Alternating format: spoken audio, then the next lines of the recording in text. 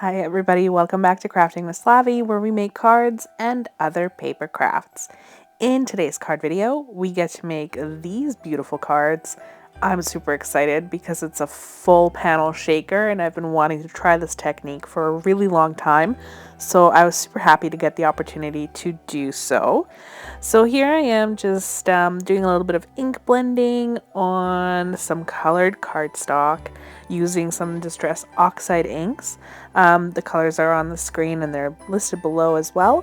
And then when that was done and everything had dried, I actually took my Starry Sky stencil, also from Fawn, and I put it on my Make Art station. And I went in with the Decofoil Transfer Gel in Blanco. If you've been following along with this holiday card series, you'll know that I made a whole bunch of backgrounds using this Decofoil Transfer Gel, and then I foiled them using silver foil, and I love that stencil for foiling. It just comes out so beautiful and you don't need to add anything else. So I did it into two different colors of blue. I think one of them is called Lunar Blue. I'm not sure about the other one, but I'll list them below. Just as soon as I figure out what they are. And you don't need a lot, which is really nice because the images are so tiny, so you don't end up using a lot of the Decofoil Transfer Gel to do this. Now, a note on the transfer gel: you do need to let it dry for 1 to 2 hours before you run it through a laminator. If you don't have a laminator and you want to use your die cutting machine, you actually need a different type of transfer gel called the Duo, which I don't have. I purchased this one by mistake, but I had intended to use it with my laminator here, so it didn't end up being a big deal for me. But if that's something that you're worried about, just make sure you get the right kind of transfer gel. And then I went ahead and I foiled everything, again making a whole bunch of backgrounds, and this is how it turns out afterwards. You can see the teal one there as well, and I love the result. It's so pretty. So moving on, I went ahead and I started coloring my images. I'm using images today from Merry Mice, and I love these very simple images. They made me really happy, actually. So I hope you enjoy the coloring process, and I will be back for the card assembly.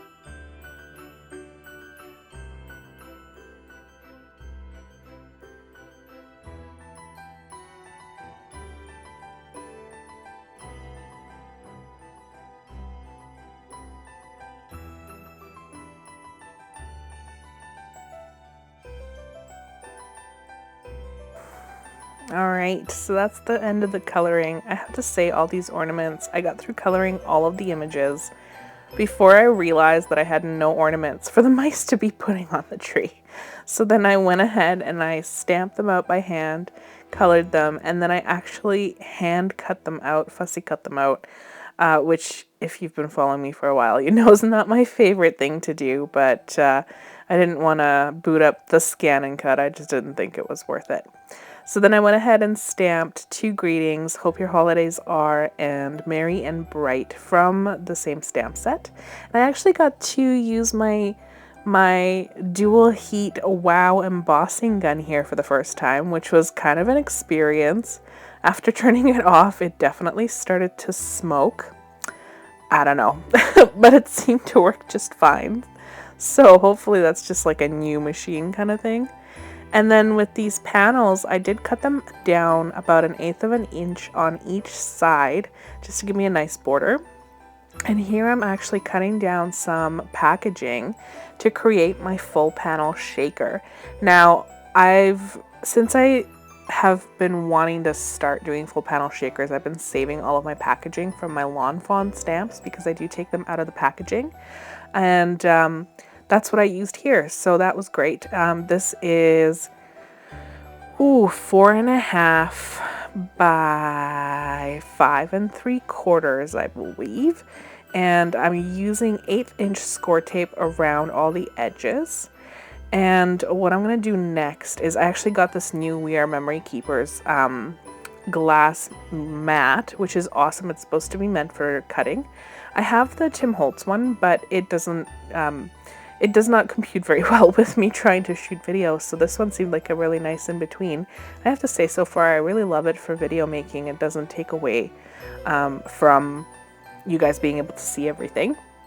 And what I'm doing here is I'm taking my design ruler, which has a piece of metal on the back there. I'm using that to help me miter the corners. And what this does is it helps to eliminate some of the bulk. And I'll have a little bit of a close-up here once I finish building this shaker, just so you can see it a little bit better. So this was the first one I made. I was kind of fussying around with it, so I decided to leave the footage in there, just so you can see kind of my process for getting it all together.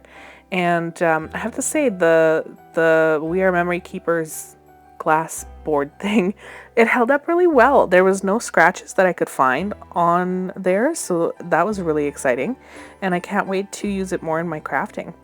So I went ahead and sealed up 3 of the edges and I left the 4th one open so that I could put my shaker bits into that pouch that I created. And coming up here is, you can see the mitering, and it's really nice because it creates that nice adhesion and you don't have any chance for the stuff to escape or anything like that. So I got this in a recent unboxing. I think the unboxing hasn't come out yet, actually. And I love it. It's just these snowflakes. I have a thing for snowflakes, so I stuffed everything with those 2 colors of snowflakes, and then I took some unicorn confetti glitter from Simon Says Stamp, and then just some Doris iridescent sequins that I had in my stash. And I went ahead and sealed up all of my little pouches. Now, a note about full panel shaker cards.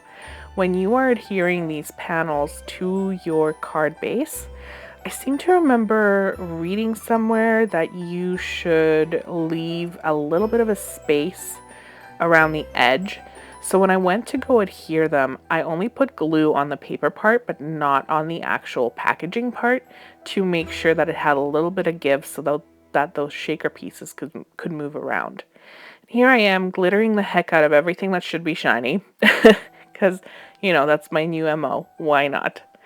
And from there, I actually have a new product that I was trying out. So when I published my card linked here with the heat embossed embossing powder that looks like snow, I had seen that somebody had mentioned these pens from Jane Davenport, and I thought that it would be a fun thing to give them a try.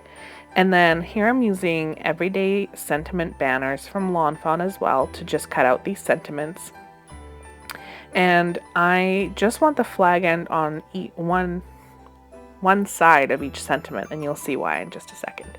So in the assembly, I am using that Nina Re-Entry Red 65-pound cardstock as my base. So I am putting in a panel that's been cut down by the outside and stitched rectangle stackables, the largest one, on the inside for me to write my sentiments.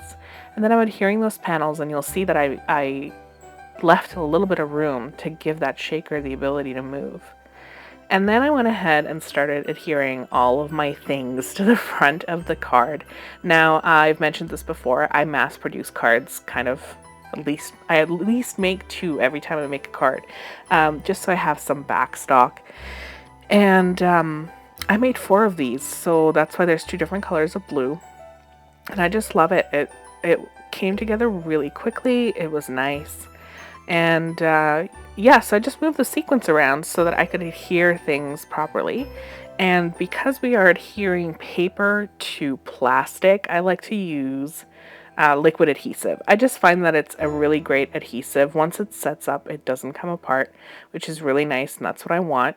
And then I went ahead and adhered all of my images. So some of them I adhered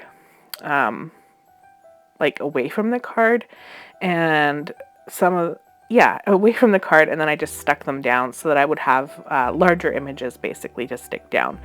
It was just easier that way. And yeah, that's it for this card. It was pretty simple. The placement of the sentiments for me, I really wanted the mice to be grounded. It's a thing for me. I don't like cards where the background, the little critters are kind of just floating on the background. It's very visually confusing for my brain. So I wanted them to be grounded. And here is the shaker panel. Like, how awesome is this? I may have overfilled them a little bit, but you know what? In the grand scheme of things, that's okay, because it makes me extra happy, and I really hope that the recipients are extra happy with this card as well. Yes, I think this one's my favorite out of all of the ones I've made this holiday season. So if you've missed any of those cards, please check out this playlist right here.